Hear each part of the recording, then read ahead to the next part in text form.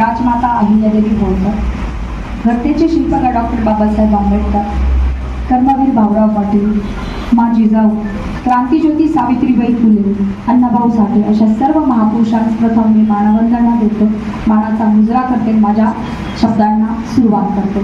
आज या ठिकाणी आपले आकाश भैया पुजारी, संपादक धनगर शक्ती यांच्या वतीने राज्यस्तरीय उत्कृष्ट पत्रकारिता पुरस्कार वितरण सोहळा या ठिकाणी आयोजित केला. त्याबद्दल सर्वप्रथम मी सर्व मान्यवरांच्या, सर्व उपस्थित पत्रकार आणि सर्व बांधव बंधू आणि भगिनींच्या वतीने त्यांचं पहिलं आभार व्यक्त करते.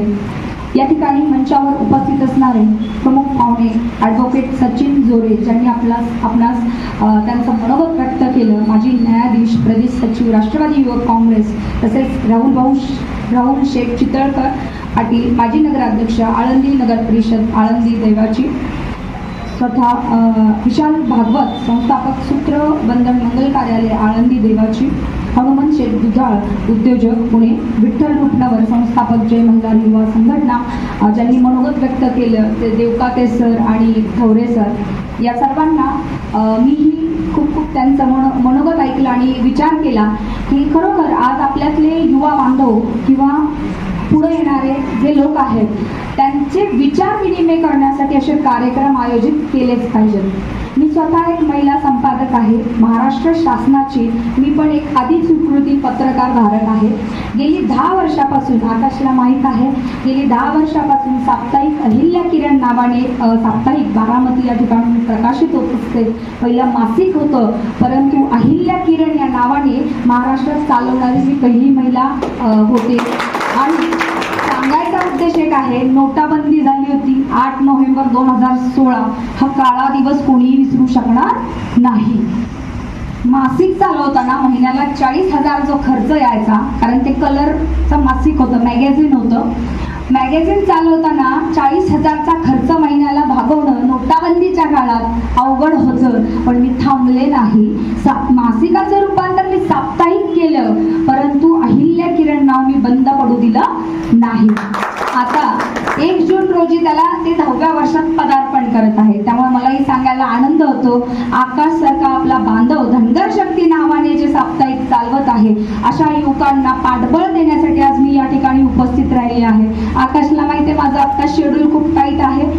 स्वतः मी लोकसभेच्या मैदानात उभी आहे. एक ओबीसीचा, वंचित बहुजनांचा आवाज म्हणून मी मैदानात आहे.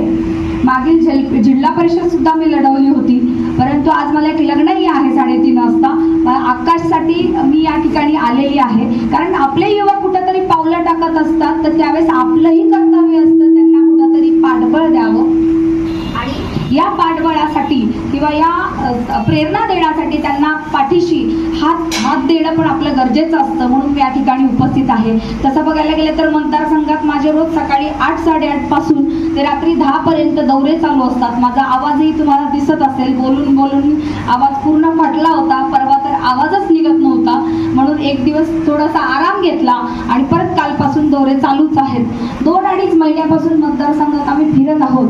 सांगायचा उद्देश एक आहे की आज पत्रकारिता करताना आम्हालाही जाणवतं की लोकशाहीचा 4था स्तंभ असणाऱ्या या पत्रकारितेमध्ये कुठेतरी खरा आवाज दाबला जातो की काय.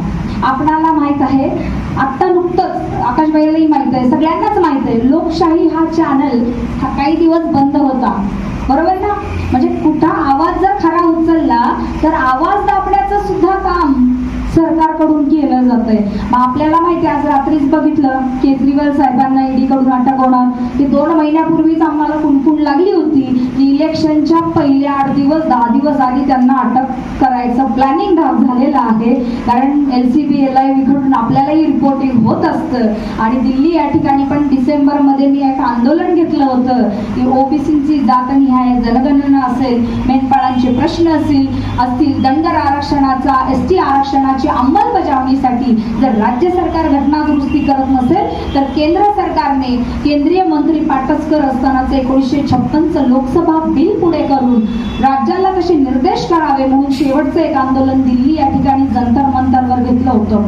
आपल्या सर्वांना माहित असेल महाराष्ट्रात अशी 13 आंदोलनेही माझ्या नावावर पोलीस स्टेशनला रजिस्टर्ड आहेत. एक चळवळीची हाडाची आणि सामाजिक कार्यकर्ती म्हणून माझी ओळख बऱ्यापैकी सगळ्यांना माहीत आहे किंवा माझं नावही माहीत असेल. आज हा मतदारसंघाचा भाग नाही परंतु केवळ आकाश भैयाचा त्यांच्या शब्दाचा मान म्हणून मी या ठिकाणी सकाळी घरातून निघाले 10:30 वाजता आणि इथे पोहोचले.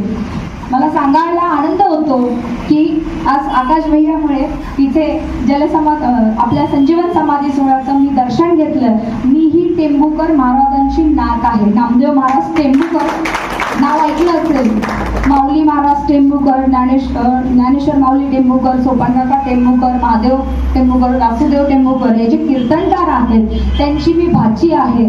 आणि तुकारामांच्या गाथ्यामध्ये माझ्या आजोबांचं पण एक नाव आहे नामदेव महाराज टेंभुकर, जे चालीचे खूप प्रसिद्ध असे कीर्तनकार होते. आता ते नाही आहेत पण बाबा महाराज सातारकर, शंकर बडवे, उत्पात मंडळी, देहूकर मंडळी, पंढरपूरला माझा आजोळ पंढरपूर आहे. माझा जन्म पंढरपूरचा आहे. मी स्वतः वारकरी संप्रदायातली आहे.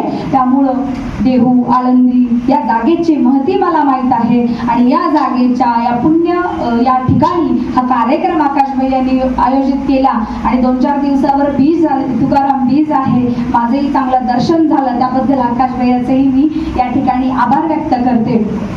पत्रकारिता करत असताना मला इथं बसलेल्या भगिनी आहेत, बांधव आहेत. आता 4 जरी भगिनी असल्या तरी मी त्यांच्यासाठी पण तुम्हाला सगळ्यांना म्हणते त्यांच्यासाठी टाळ्या वाजवा. तुम्ही पत्रकारिता मध्ये आता म्हणजे करत आहात ना.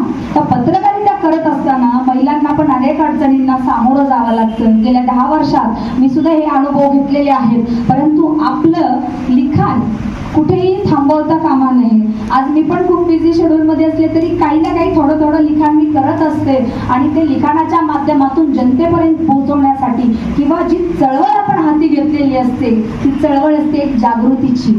आणि ती जागृतीची चळवळ मराठवाडा असेल, विदर्भ असेल, कोकण विभाग असेल, पश्चिम महाराष्ट्र असेल, या सर्व भागांमध्ये फिरत असताना गेले 20 वर्ष मी स्वतः जनतेमध्ये जाऊन ग्राउंड लेवलला काम करत असते. एकदा घर सोडलं तर आकाश भैयाला माहित आहे माझी मुलं छोटी, आता 4थीला मुलगा आहे, मुलगी 8वीला आहे. पण मी एकदा जर घर सोडलं तर विदर्भात घराचं तोंडही बघत नाही. एक महिना विदर्भात, एक महिना मराठवाड्यात मी काढते. पण वाड्या अवस्था पिंजून काढून युवकांमध्ये, महिलांमध्ये एक चळवळीची ज्योत उजागर केली पाहिजे या दृष्टिकोनातून मी क्रांतीशौर्य सेनेच्या आणि संघटनेच्या माध्यमातून लोकांमध्ये एक जागृतीची जी ठिणगी मागील 15-20 वर्षापासून घातली. त्यामुळे आज आपले युवा ग्रामपंचायतला निवडणुकीला उभा राहायला तयार होतात, जिल्हा परिषदला तयार होतात, पंचायत समितीला तयार होतात. आधी ही हिंमत आपण करत नव्हतो. मागील वेळेसही जिल्हा परिषद मी लढवली, राष्ट्रवादीकडे रितसर तिकीटही मागितलं. पण सांगायचा एकच उद्देश सांगायचा की जर ओबीसीच्या जागेवर अन्याय होत असेल आणि ओबीसींना बाजूला स्थानिक स्वराज्य संस्थेतून काढण्याचा जो जोखदंड ह्या सरकारने किंवा सर्व पक्षांनी आखला गेला त्याच्या विरोधात आवाज उठवायचा म्हणून मी उभा राहिले. 3 नंबरचं मतदानही घेतलं. बारामती सारख्या ठिकाणी अपक्षांना प्रचारही करून दिला जात नाही. पण माझ्या नादी लागायचं धाडस पण ते लोक पण करत नाहीत. कारण मैदानात उतरलं तर कॉर्नर सभा गाजवायच्याच हे माझ्या रक्तात आहे. मग पुढे कोण आहे त्याचा विचार करायचा नाही. आपल्याला माहितीये आपण स्वतःला म्हणूनच घ्यायचं बाबा या प्रस्थापितांच्या विरोधात आपण जरी उभा मैदानात असलो आपण पडणार आहे माहितीये. पण कुस्ती लढल्याशिवाय मातीचा गंध आधी अंगाशी लावून घ्यावा तर आपण त्या मातीत आपलं नाव राखून ठेवू शकतो हे मला माहित आहे. आणि जिल्हा परिषद सुद्धा याच दृष्टिकोनातून मी लढवली आणि त्यावेळेसही 3रं मतदान मी घेतलं. परंतु सांगायचा उद्देश काय आहे, आज खरी लोकशाही राहिली नाही याची फार खंत वाटते. आज आपण बघतोय एका तालुक्याला 100 कोटी रुपये दिले जातात कारण हे प्रस्थापितांची आपली बरोबरी होऊ शकत नाही हे आपल्याला माहित आहे. माझा वेळ, पैसा, खर्च वाया जातोय. आज 6 तालुके माझे फिरून झाले. वाड्या वस्त्या, मुळशी, भोरमध्ये डोंगरदऱ्यातल्या पण वस्त्या मी पिंजून काढल्या. परंतु बारामती, दौंड, इंदापूर, पुरंदर या भागातही पाण्याचा चाऱ्याचा इतका भीषण प्रश्न आहे. आज आपण बघतो की जरी अवकाळी पाऊस होत असेल, दुष्काळ पडत असेल, तरी देखील आज सर्वांगीण विकास केला असं म्हणणारे राजकीय लोक सुद्धा सर्वांगीण विकास करू शकले नाहीत. मेंढपाळांवर होणारे हल्ले, आकाशबाईला सांगायचे माहित असेल तुम्हाला, परवाच नाशिक मालेगावमध्ये हल्ला झाला, बुलढाणा जिल्ह्यात चिखलीमध्ये हल्ला झाला. मला फोन आले, तिथं पोलिसांनी गुन्हाही दाखल केला नव्हता, परंतु इथून ज्यावेळेस मग मी सूत्र हलवली तेव्हा कुठं पोलीस त्या मेंढपाळापर्यंत पोहोचले. तो मेंढपाळ ऍडमिट होता सिव्हिलला, त्याला एवढी मारहाण केली होती की त्याचा गुडघा पूर्ण मोडला होता, पाय मोडला होता. आणि मग आज अशा ठिकाणी जर ही घटना होत असतील आणि गुन्हे दाखल नसतील तर या अन्यायाविरोधात आवाज कोणी उठवायचा? आवाज उठवण्यासाठी कुणीतरी पुढे यावं लागतंय. आपल्याला माहित आहे की आता धनगर शक्तीच्या माध्यमातून आकाश भैया बातम्यांच्या माध्यमातून जागृती करत असतील, आवाज उठवत असतील, परंतु लोकशाहीचा चौथा स्तंभ असणाऱ्या या लोकशाहीला जागृत ठेवण्यासाठी सर्व पत्रकार, इथं जेवढे उपस्थित पत्रकार आहेत या सर्वांनाही मी सांगू इच्छिते की आपण आपली पत्रकारिता करत असताना हे लक्षात ठेवलं पाहिजे की राजकारण असेल, समाजकारण असेल, न्यायव्यवस्था असेल, याच्या पलीकडे जाऊन जी लोकशाहीची ताकद मोठी आहे आणि ती लोकशाही माझे न्यायाधीशांनी पण सांगितलंय की कोर्टात सुद्धा खरा न्याय मिळेलच असं नाही. खोटे पुरावे पण सादर करून कागदांवर कोर्ट विश्वास ठेवतो.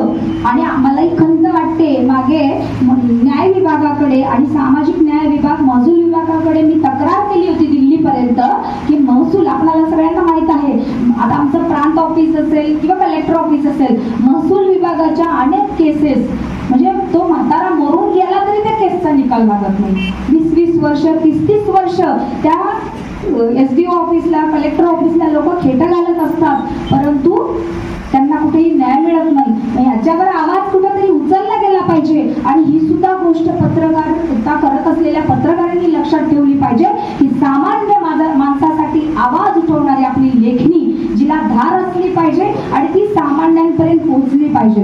एवढंच मी सांगू इच्छिते. आता या ठिकाणी ज्या ज्या पत्रकारांना उत्कृष्ट पत्रकारिता म्हणून पुरस्कार मिळते त्या सर्वांनाही मी शुभेच्छा देते. त्यांची उत्तरोत्तर प्रगती व्हावी, त्यांच्या लेखणीला बळ मिळावं, हीच मी इथे तुकाराम चरणी, ईश्वर चरणी प्रार्थना करते. आणि मी आपणा सर्वांची रजा घेते, कारण मला पुढील एक कार्यक्रम पण, लग्नाचा कार्यक्रम आहे. आकाश भैयांनी या ठिकाणी बोलून जो मान सन्मान दिला त्याबद्दलही मी त्यांच्या सर्व टीमचा मी आभार व्यक्त करते. इथेच थांबते, आपली रजा घेते.